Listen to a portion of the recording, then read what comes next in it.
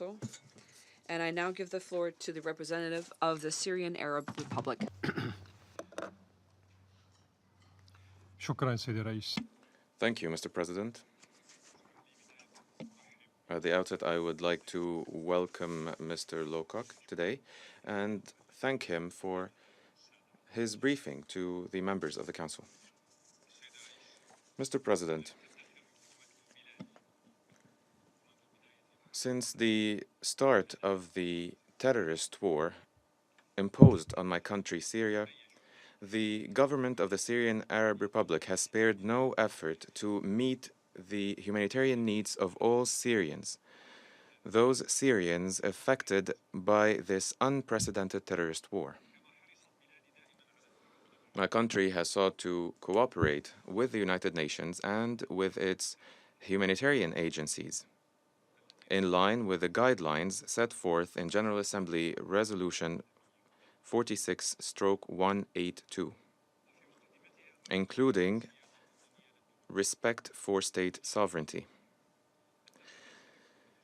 Therefore, the Syrian government has taken a number of measures to allow the United Nations to operate in Syria during the years of the crisis, effectively and in security, and to expand its humanitarian operations gradually. And I stress the terms effectiveness and security, because over the past 8 years, the so-called Syrian crisis, during these years, no UN humanitarian worker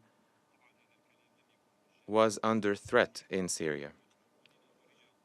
And there was a price to that, because many of our soldiers had to sacrifice their lives in order to save UN humanitarian workers. I stress once again that the Syrian government stands ready to promote cooperation with the United Nations and with those member states who are working in good faith in order to improve the humanitarian situation, support the achievement of the SDGs, and to provide the necessary conditions to ensure the return of IDPs and refugees in safety and in dignity. We must not forget that sustainable development must be achieved in Syria in line with the provision of humanitarian assistance. These two tracks should not be separated.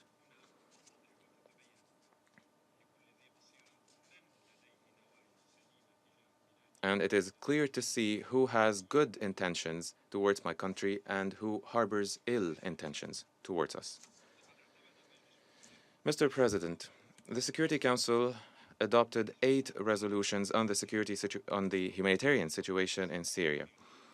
It has held more than 100 meetings and examined more than 60 reports on Syria. However, all these resolutions and reports will not be able to alleviate the suffering of the Syrian people unless they address the root causes of such suffering. And I would like to make the following points in this regard, which might help you understand these root causes behind the suffering of Syrians, the suffering which you have alluded to in your statements. 1.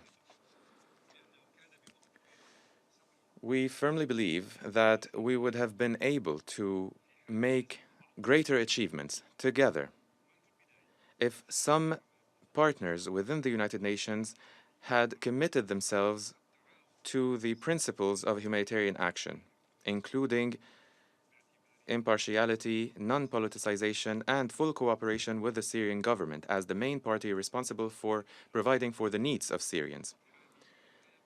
Even members of the Council, those co-pen holders on the Syrian humanitarian issue, did not cooperate or consult with the Syrian government.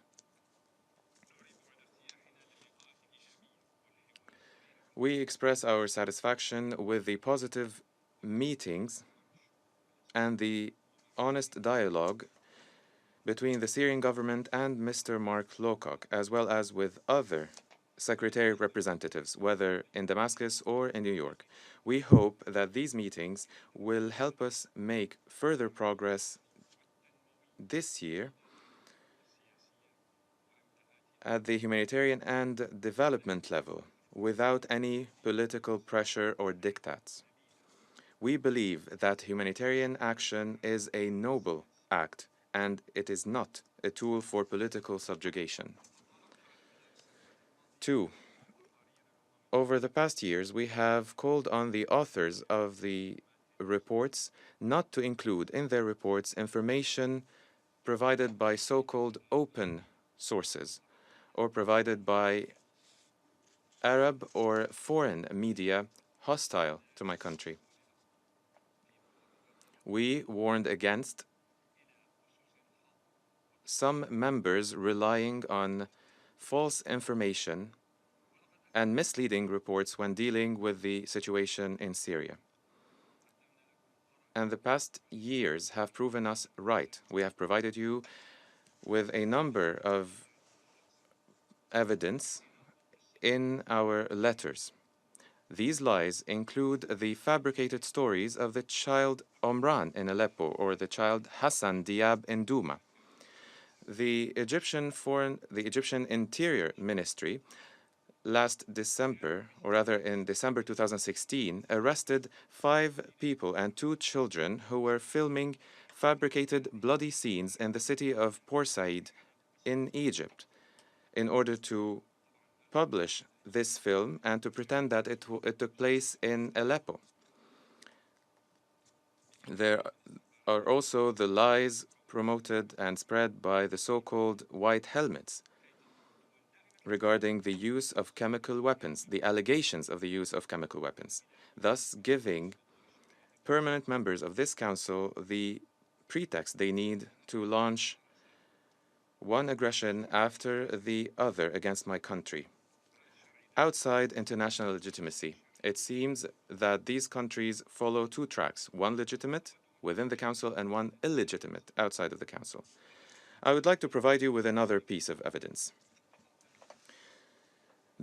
German Der Spiegel announced recently that its reporter, Klaas Relotius, an award-winning journalist, has fabricated news pieces when reporting on the situation in Syria.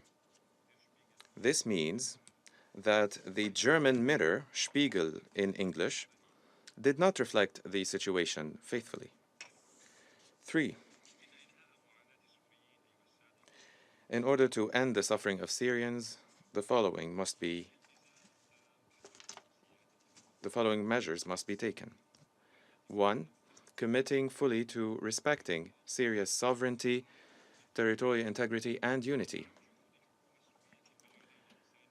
Committing to supporting the efforts of the Syrian government at the humanitarian and development levels, while avoiding any practices which might violate these principles, including cross-border operations and the operations of agencies who have hostile agendas operating in neighboring countries and violating the sovereignty of my country. Second, cooperating with the Syrian government to eliminate the remnants of terrorist groups, while ending all support to terrorism provided by well-known governments. The designated Nusra Front is currently operating in Idlib. In order to eliminate this terrorist group, the international community must cooperate, and this is in line with your resolutions on counterterrorism. Third, ending the illegal presence of American, British, French, and Turkish forces on Syria. These forces support terrorism and hinder humanitarian action, as we have seen in the case of the Rukban camp, which is in the area controlled by American forces. There is a need to stop the international coalition from committing any more crimes against Syria, which had led to the death and injury of thousands of Syrian civilians, mostly women and children. Fourth, committing to UN resolutions that reaffirm the illegitimacy of any unilateral coercive measures that have affected adversely the lives of Syrians. These measures, adopted by the United States and some of its allies, represent terrorist, or rather economic terrorism, against certain countries, including my country. They seek to destabilize these countries through economic measures after failing to do so through political intervention, military aggression, and supporting terrorism. Mr. President, my country commits itself to a solution based on a political process, a Syrian-led and owned political process. Mr. Geir Peterson visited Syria a few days ago. We have stressed to him that we stand ready to cooperate with him to facilitate a Syrian dialogue, a Syrian-led dialogue, in order to reach a political solution to the crisis in Syria. In line with the interests of all Syrians, in order to eliminate terrorism and end any illegitimate foreign presence in Syria while preserving the unity and territorial integrity of Syria. Thank you, Mr. President. I thank the representative of the Syrian Arab Republic for that statement.